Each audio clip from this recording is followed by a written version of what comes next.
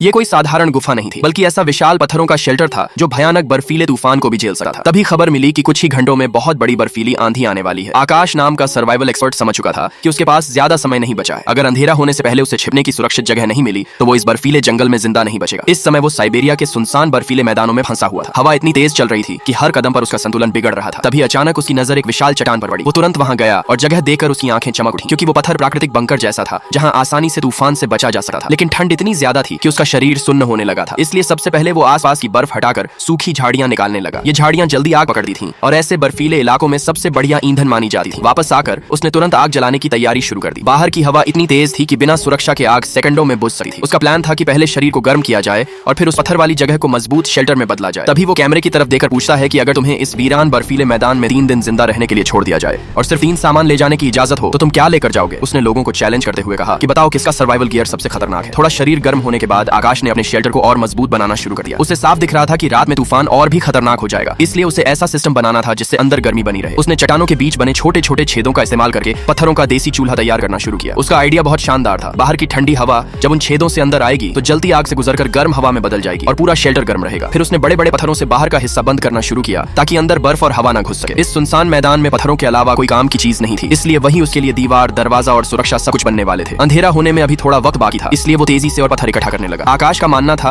कि अगर वो इस प्रवेश द्वार को पूरी तरह बंद कर दे और ये विशाल प्राकृतिक चट्टानें उसके ऊपर ढाल बन जाएं, तो चाहे 18 लेवल का तूफान भी आ जाए वो रात आराम से जिंदा निकाल सकता है। धीरे धीरे पत्थरों की दीवार तैयार होने लगी और शेल्टर अंदर से सुरक्षित दिखने लगा। लाइक सब्सक्राइब कर देना, भगवान आपको बहुत खुशी देगा।